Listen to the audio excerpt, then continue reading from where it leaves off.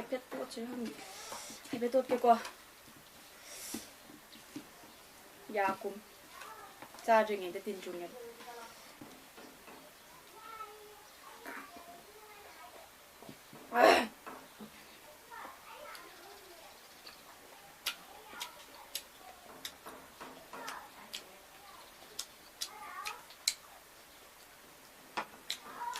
실례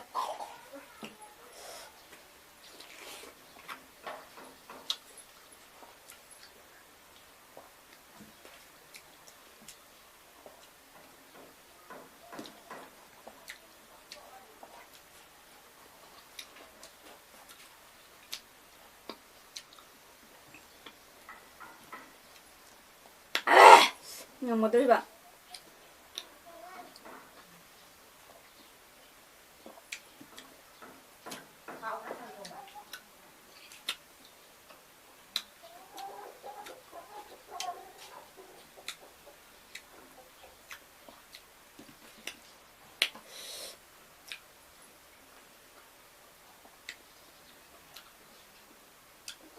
우리랑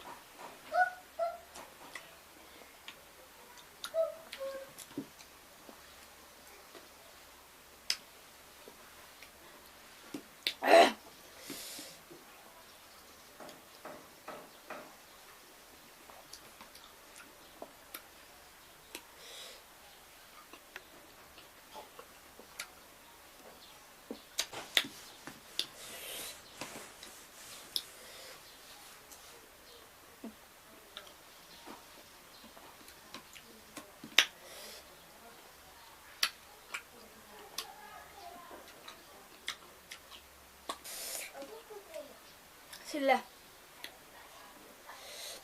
뭐 내가 많이 쌓이는 건데 너무 쌓이다 해 쌓이다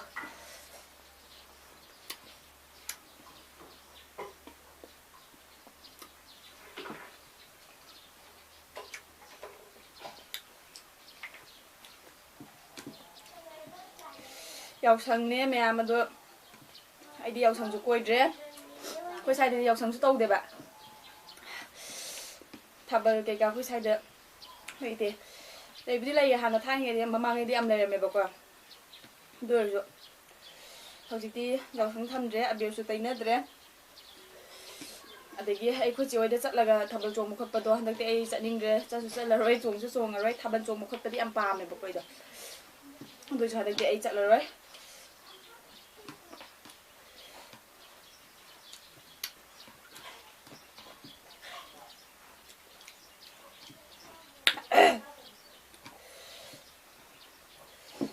ꯑꯃꯨꯛ ꯁꯥꯔꯦ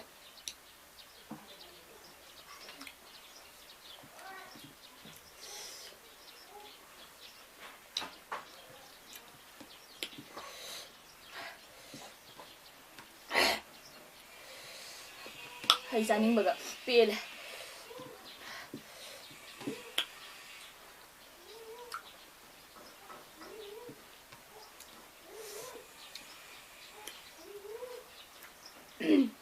ꯍꯟꯗꯛꯇꯤ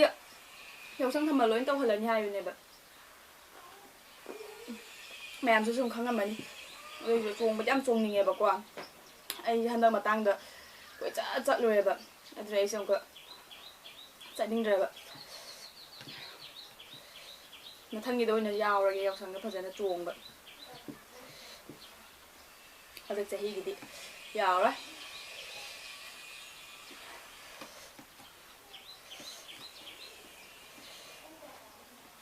ꯑꯗꯣ ꯃꯌꯥꯝ ꯑꯩꯅ ꯍꯥꯏꯗꯤ ꯀꯃꯦꯟ ꯃꯌꯥꯝꯅ ꯀꯃꯦꯟ ꯄꯤꯔꯛꯄꯗꯀꯣ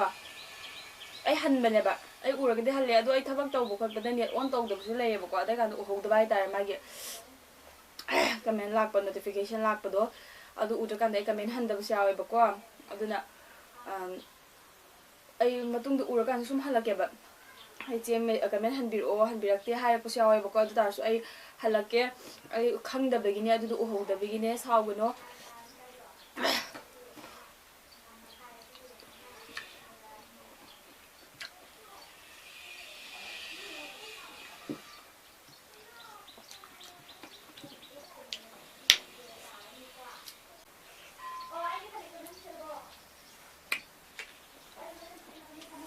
ngầm ra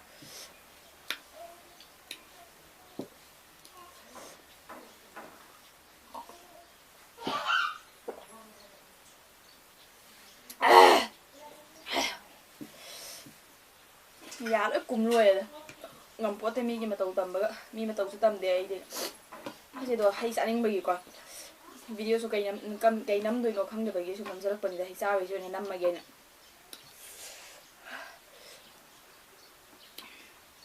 rồi mẹ mà đợi gì sai rồi sẽ lagi nằm đây ya cùng mẹ bạn hay sai rồi sẽ lagi mẹ mà tung đậm một cái thing này xí